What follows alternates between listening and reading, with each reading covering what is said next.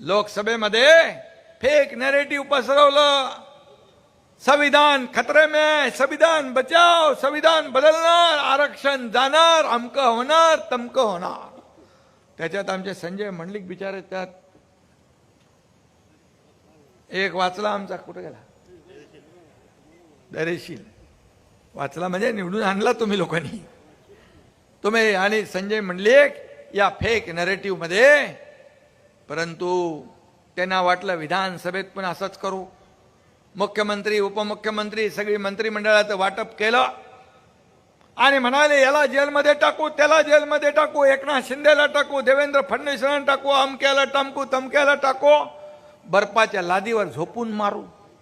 एवढी हवा त्यांच्या डोक्यात गेली होती. 5 स्टार हॉटेलचं बुकिंग केलं होतं, सगळं केलं, सगळीकडे कुणाकुणाला ठेवायचे सगळं नियोजन केलं. पण माझ्या लाडक्या बहिणींनी त्यांचं बुकिंग रद्द करून टाकलं आणि महायुतीचं सरकार